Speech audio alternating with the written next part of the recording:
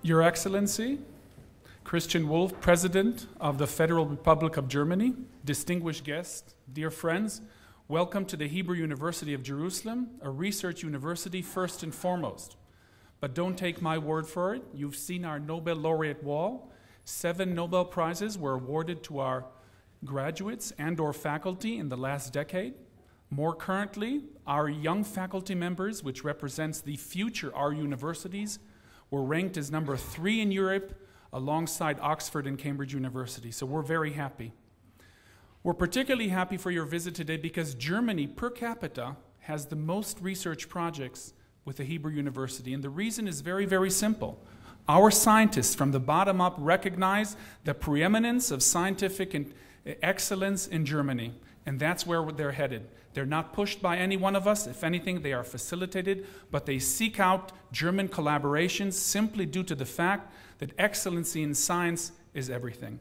And that's what you're going to hear about today. We have 2 presentations, 2 very interesting research projects presented by 2 fine scientists, both of which are collaborations with German universities. So why don't I start? First, I would like to introduce Dr. Noam Shuval from the Faculty of Social Sciences, a graduate of the Hebrew University, a Humboldt Fellow at Heidelberg, and a worldwide expert on the topic of time-space mobility in tracking technologies from tourism all the way to Alzheimer's. This project is done in collaboration with Heidelberg University. Dr. Shuval, please. Okay, thank you very much. I appreciate the opportunity to present this project to you today. The short name is CENTRA, Senior Tracking. The longer name is the use of advanced tracking technologies for the analysis of mobility in Alzheimer's disease and related cognitive disorders. The background. There are 2 main reasons for us to engage in this project. The first one is the aging of the population in developed countries. Naturally, when different diseases are being cured, when people live longer, we have higher rates of Alzheimer's, and this is where my colleague that is sitting here, Professor Gail Oslander, is dealing with. And in the last decade, we all known about the second geographical revolution. We have, of course, the GPS, Google Earth, tracking technologies, smartphones, etc., and they are really enabling us to ask new questions and creating opportunities, not just for the daily life, but also for research. And this is where I'm coming from as a geographer, trying to use those new technologies for research. First, I want to present our colleagues in this project. The project is with the Heidelberg University, and as you can see, it's a very diverse project. We have psychologists like Hans Werner Wall, environmental psychologists like Frank Oswald, geographers Tim Freitag, and of course, on the Israeli side, social work represented by Gail Oslander, the former Dean of Social Work, Ruth Landau, and from Tel Aviv University, Psychogeriatrics. It's a very difficult project because people are coming from different disciplines, but I think here we also have the potential of this project. The project takes place in two metropolitan regions. One is Tel Aviv, a metropolitan region, and the other one is the Rhein-Neckar, with Mannheim, Heidelberg, and other cities in southwest Germany. The study goals, of course, we have they told me I don't have 1 hour today, so it's a very brief presentation. The first goal was to determine whether mobility patterns of older adults vary according to their cognitive state. Does this deterioration cause different mobility patterns? And as I will present later, we're using very accurate GPS devices that enable us for the first time in history of science so far to record the whereabouts of people in seconds and meters resolution for 1 month. Other other goals were to assess the relationship between mobility and quality of life, to assess the potential to reduce of those technologies to reduce the stress and burdens of the family and caregivers.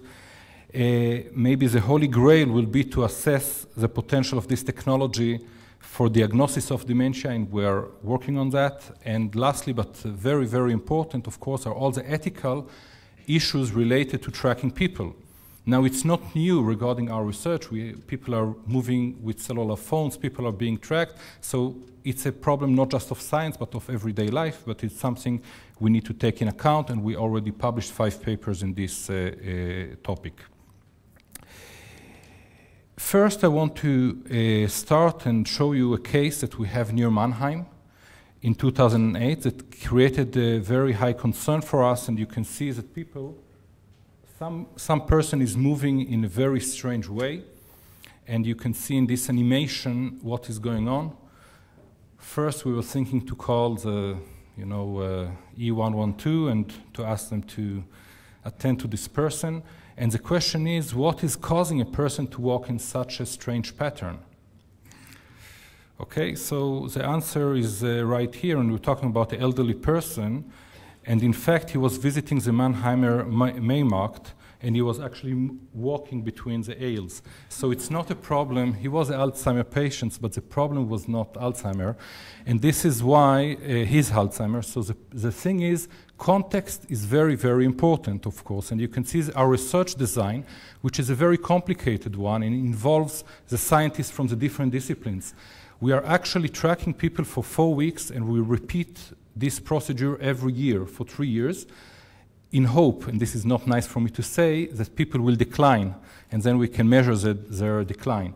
But in fact, it's very important if we want to really see it on a long after different years.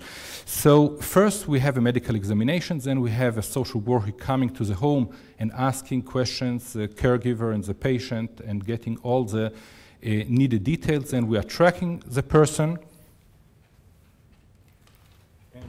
This is a GPS device. It's quite big because we need, it's 400 grams, but we need the batteries that will hold for the whole day. Today we have smaller devices, but this is very important.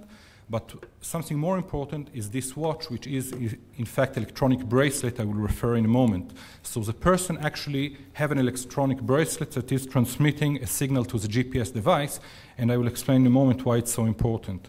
At the end of the tracking, we understand the context. We're coming back with the maps. We're trying to understand what this person did. Now, why is it so important to have this kit? And this is right here is a home unit that allows a person to walk at home without this device. Why is it so important to have this quality control? Because if I just gave a GPS device, the elderly can leave the GPS device at home and every night go out for the disco or to walk, and I will develop a theory that, elderly people with Alzheimer are staying at home. And this electronic bracelet is actually, when it's closed, I'm getting, if somebody is taking this off, there is a body sensor and there's a strap sensor. So I know not immediately, it takes 20 seconds if somebody in Germany takes off the strap, and people in Germany are walking these days with those equipment, and then we can immediately know what is the quality of our data. So you can see along the days, we can know the healthy people with mild cognitive impairment, demented people. So for us, it's a very basic and important way. Tracking people involves a lot of data, and this is, we have the blessing, but this is also the curse. We need to develop methods how to analyze all this data, and we're talking about millions of points of data for every person. And just for an example, we have here elderly people, 67 years old, healthy person from Israel that is walking every morning around his house for a morning walk. And we can get it very accurately, but we have here something about 50,000 points. It's very hard to understand what is going on. So what we needed to do was to develop a method that we can do in a very short time, an analysis, and to get it to quantify it to numbers and to get those tables so we can know that this person is walking almost 5 kilometers and is walking actually very fast. I wish I could have walked so fast on the treadmill, 6 kilometers per hour every morning. And this effort led to different achievements of my team. A PhD student of mine got the a prize for innovation last summer, first prize in the category of students. And we are, through Yisum, our transfer of knowledge company, managed to patent it, and we have a company in the United States that actually was established around this technology in hopes that this will develop sometime in the future. Now I want to conclude my presentation with some examples of the analysis. So you can see, for example, an analysis, aggregative analysis of what elderly people are doing, for example, in Tel Aviv. So you can see this beautiful map, and I won't get into what does it mean regarding the central business district and what is it different from the regular people's central business district, but we can get this information. We can get, we can also get information about the individual. What is the individual doing? How does he move around in space? What types of transportation? Where do they spend their time, etc. And you can see here, for example, the decline. And I forgot to say that until now we tracked about 300 people in Israel and in Germany, each of them for 1 month. And here you can see, for example, the decline between the healthy, the MCI, mild cognitive impaired, and the demented, right here. And you can see how the deterioration is causing them to be less active and to have less meaningful activities. You can see here average daily distance. So we can see how people from different age groups, how we have the decline according to the health, the cognitive health. We can see when people, according to the hour of the day, are moving. And we can see the difference between males and females. This is a Tuesday. We can see more activity of males in the morning, more of females in the afternoon. What does it mean? Again, we don't have the time now to talk about it, but I think it's quite interesting to see that at least the Israeli males on Fridays afternoon, when they need to help at home, they usually go out, as you can see, and are not staying at home. You can see it quite clearly. We can also measure what is the distance of the person from his home according to the hour of the day.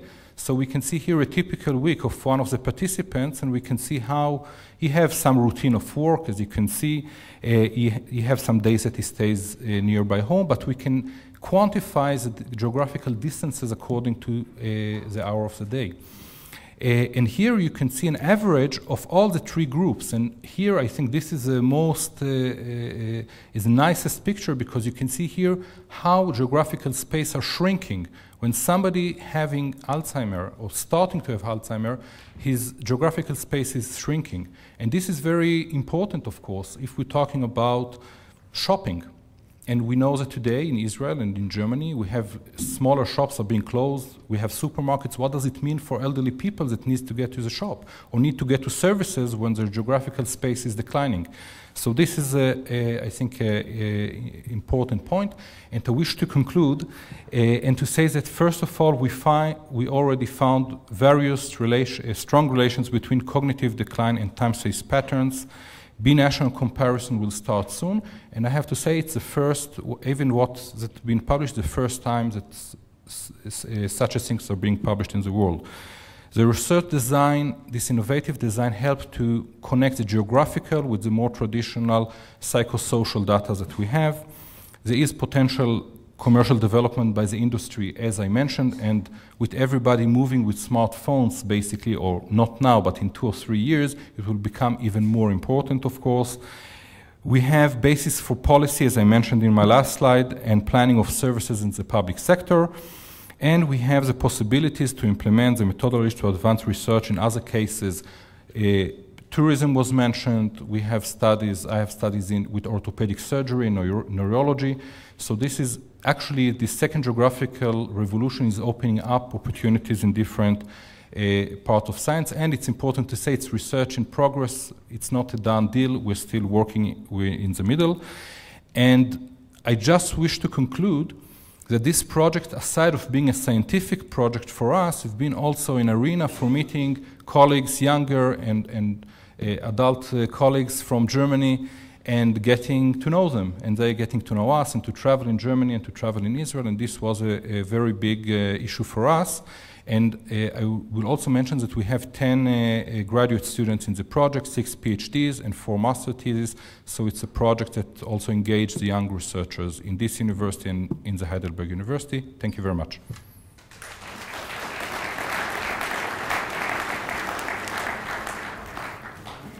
Thank you very much, Dr. Shuval. I have 2 quick comments. First of all, I think that it is befitting that if anyone finds the Holy Grail, surely it should be here in Jerusalem.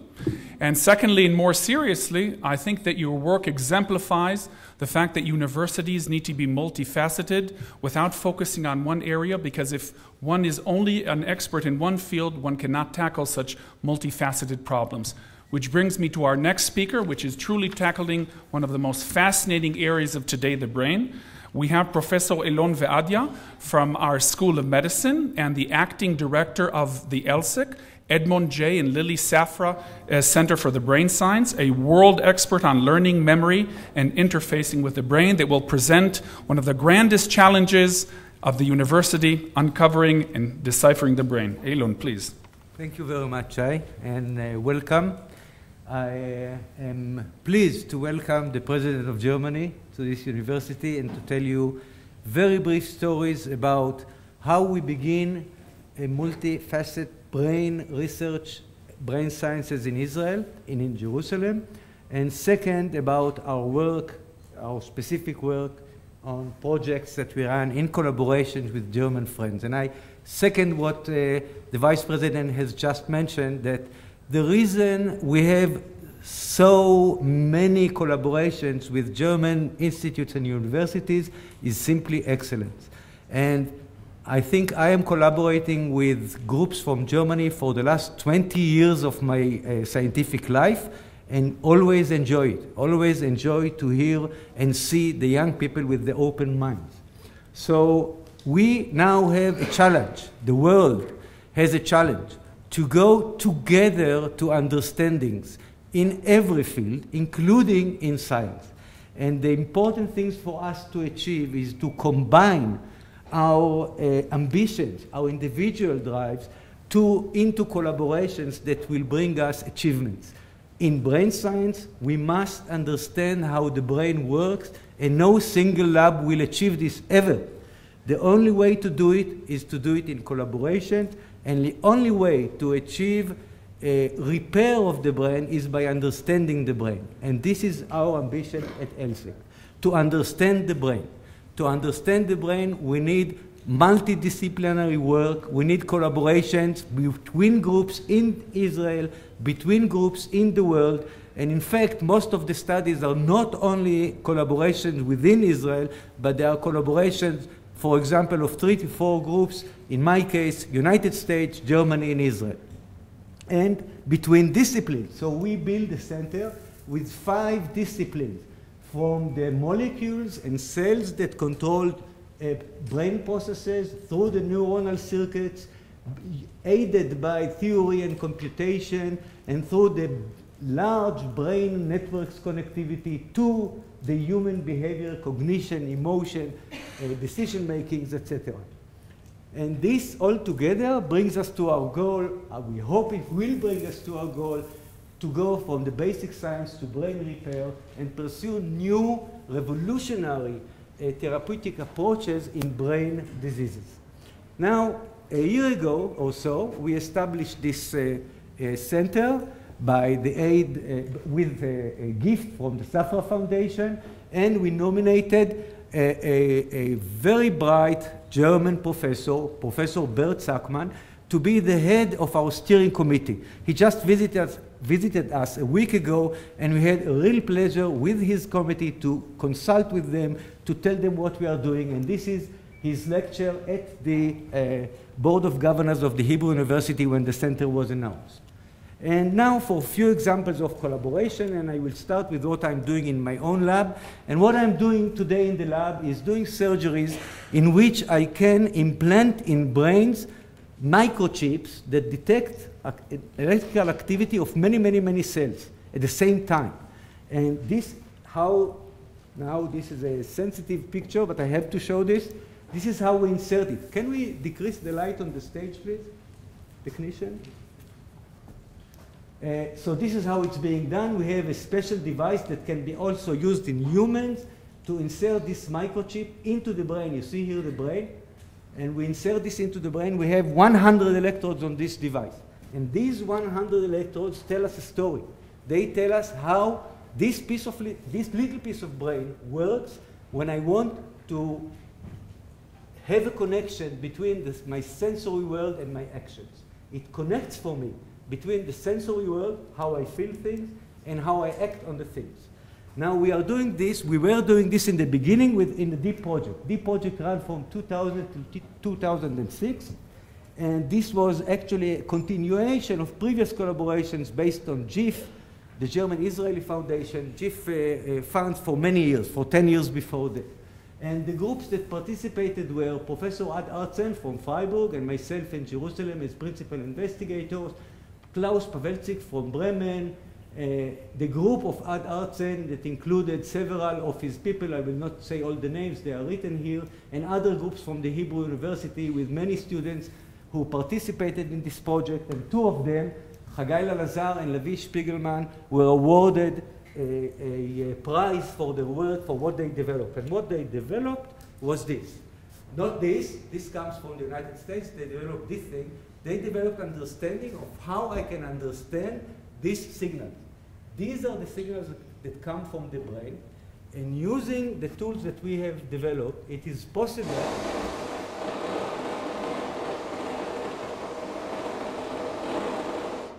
What you heard was the brain. This is what's going on now in your brain. What you see here, just played on an audio device, and what our computer does is take these signals, interpret them, and activate some other machines than the hand itself. So here, a monkey in the United States was trained to pick up food by its brain activity. So in that case, they used the robotic arm to get this piece of marshmallow that the Americans like very much.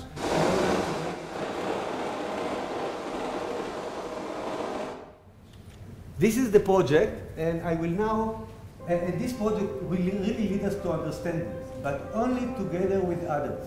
And this is going into the molecular level to understand how gene codes for this activity that we see.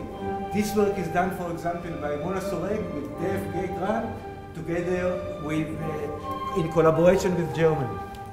Another example is how we go to imaging the brain. We can shine light on the brain and see how it's active. This is Adi Mizrahi, who has collaboration in Germany, in Frankfurt, with GIF support. The next is going into computation. Idan Segev is collaborating with Axel Borst in Germany, and what they are doing is working on the role of the little branches of each nerve cell, how to compute the information that they are bombarded with. And you see here the bombardment of excitation of neural cells in a cortical network, in a network of the brain. And last but not least is the work done by Chaim Sompolinsky, a theoretician, where they developed a theoretical approaches to understand how the brain can solve problems. One of the students, or a postdoctoral student, sits in this lecture hall, Robert Gütig, who comes from Germany and became an Israeli by now, and Chaim Sompolinsky developed a specific model that can be used to recognize all kinds of sensory inputs, like recognizing speech. And they even have a patent on this, and this is the best collaboration that I can think about, that German young people like Robert come here and work with us. And I thank you very much for listening. I thank all the people that do the work for ELSEC, and I hope the collaborations will continue forever, because in December I am in Berlin signing an agreement of collaboration with the MPI to establish Max Planck Laboratory here in Jerusalem. Thank you very much.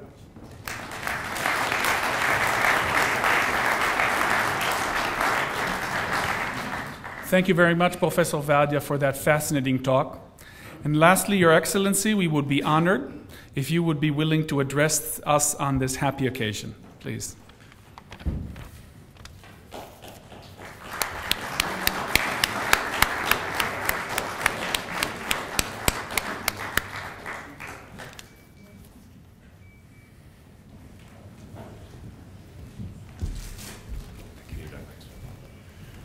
Ja, meine sehr verehrten Damen und Herren, ich darf mich sehr bedanken für diesen eindrucksvollen Eindruck in die Hebräische Universität Jerusalem.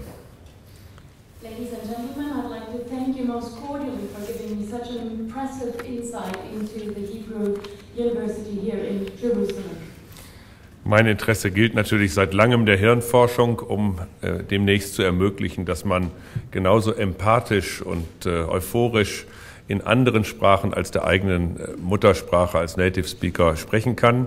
Aber diese sozusagen Forschung ist ja noch nicht an diesem Punkt angelangt, auch wenn sie sehr schnelle Fortschritte zeitigt. Of course, I'm very much interested in brain science, and I have been interested in brain science for a very long time. I'm interested in enabling people to be just as emphatic and euphoric in a foreign language and speak foreign languages, but researchers has not yet reached this point just yet.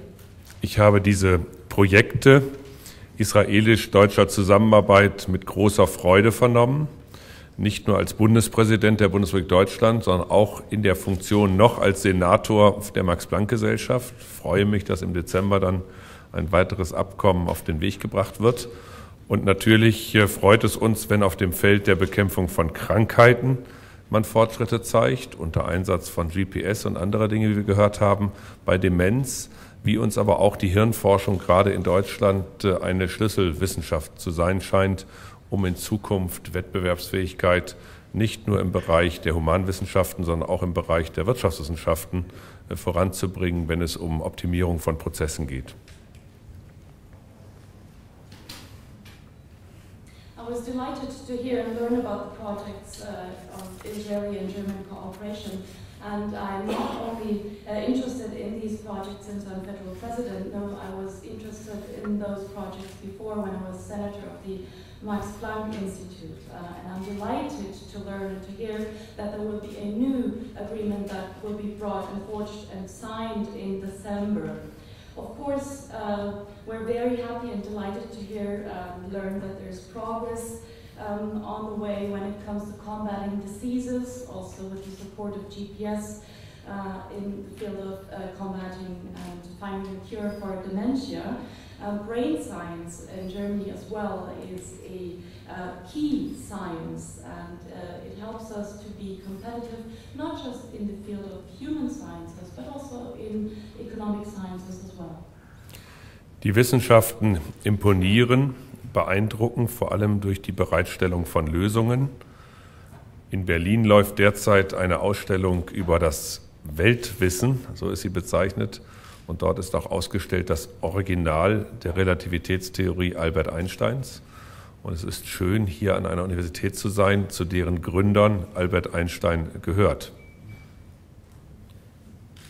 Science has always leave a lasting and huge impression on us, especially since sciences provide solutions to many problems we have.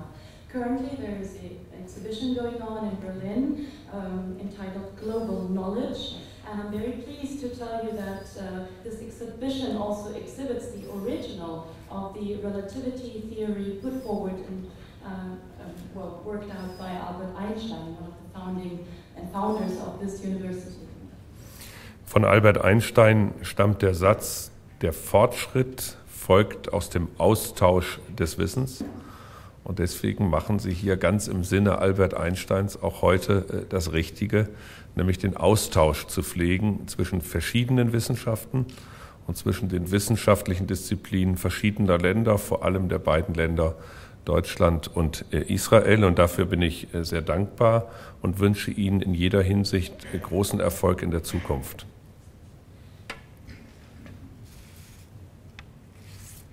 Albert Einstein once said, and I quote, "Progress originates from the exchange of knowledge." And this is why I'm pleased to see and learn that you are actually doing the right thing here in Jerusalem. You're exchanging knowledge amongst the different scientific disciplines, the different scientific fields, but also among scientists of various countries and also scientists from Germany and Israel. This is why I'm very grateful to be here today, and I wish you best of luck and all of success for the future and the future of your work. Die Wissenschaftler waren vorangegangen. Die Zusammenarbeit zwischen den Wissenschaftlern unserer Länder und Wissenschaftlerinnen unserer Länder fand statt, bevor überhaupt wieder diplomatische Beziehungen aufgenommen wurden. Trotzdem haben wir einen besonderen Blick immer auf Israel. Und ich habe auch eine Rose niedergelegt an dem Mahnmal, an dem Erinnerungsmal, an dem Denkmal für die Opfer des Attentates vom 31. Juli 2002, weil uns sehr wohl bewusst ist, dass auch heute Israel Opfer des Terror hat und man dieser Opfer nach der Shoah gedenken muss, um deutlich zu machen, dass die Sicherheit und die Entwicklung Israels eben auch unser Anliegen ist und in unserem Fokus steht.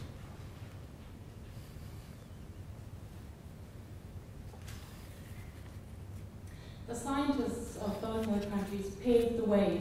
Scientific cooperation even preceded our diplomatic ties between Germany and Israel, and these ties are very special indeed.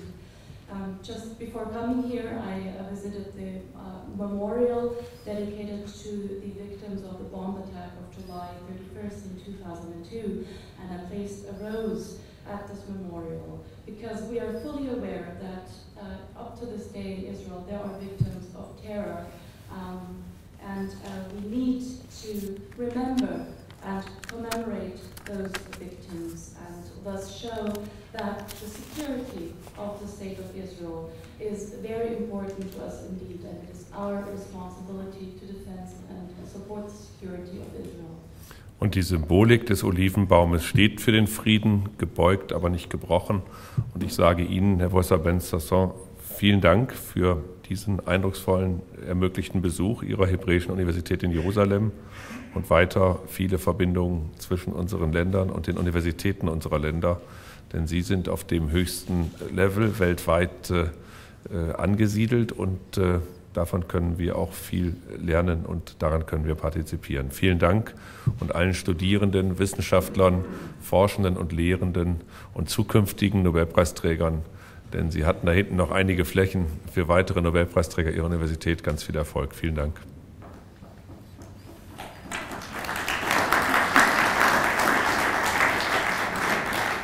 In memorial to the victims of the bomb attack, the symbol, the olive tree, stands for peace, inclined and bent but not broken. And this is why I'd like to also express my gratitude to Professor Ben-Sasson for letting us visit this impressive university. And I hope and I wish us for the future that there will be many fruitful relations and ties between both of our countries. You are working here on the highest level of science, and we can only learn from you. So thank you for this cooperation. And to all the students of this university, the future students, the scientists, the future Nobel laureate, I wish you all the best and best of success and luck for the future.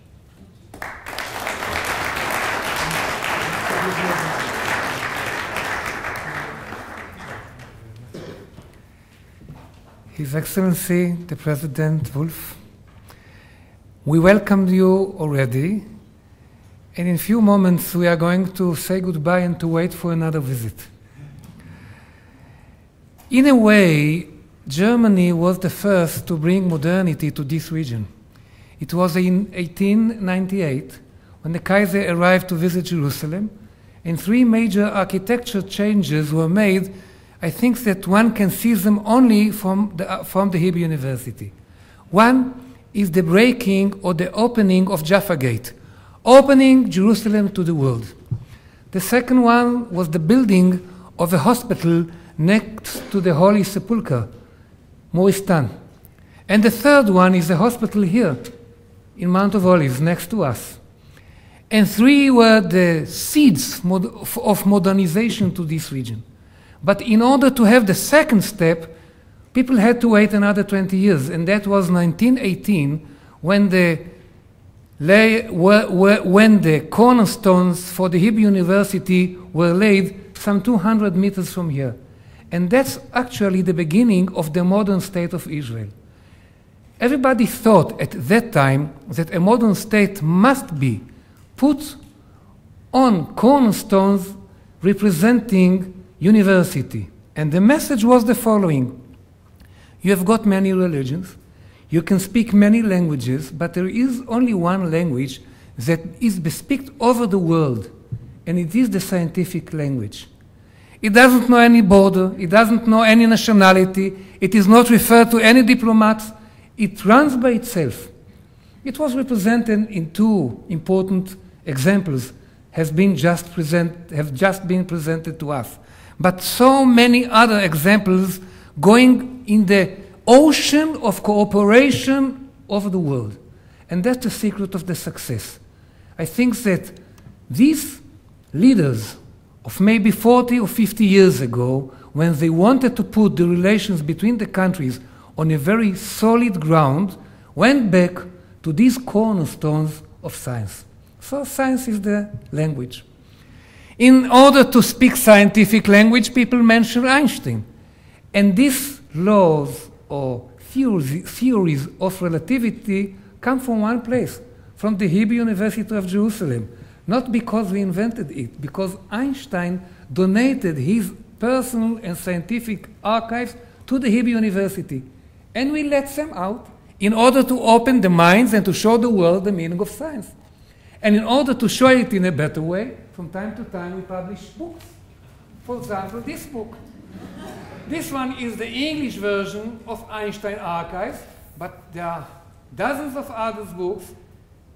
Also his own home, next to Berlin in Kaput. Also in charge of, both of us, Germany and Israel. And this is a modest way to express our thanks and our capability of speaking with a leader of a state with the basic language running over the world. Science. Now you ask yourselves, when are we going to meet with this audience again? There is a date, there is a goal, there is a place. June 19, again, 300 meters from now, 4 members, distinguished members of Germany are going to be honored by the Hebrew University, first time, 4 out of 10 from Germany with honorary doctor. First, Professor Ulrike Ackermann, then Professor Harald Zuhausen, and also Professor Alfred Haverkampf, and Dr. Annette Chevet. So June 19 is the date. The language... It's my birthday. If we have some doubts, if you have a doubt, now we have a reason. So I just wanted to say thank you to everybody, to thank the President, to thank the mission, and to let you go to the other part of the day, not before taking Einstein in your hands.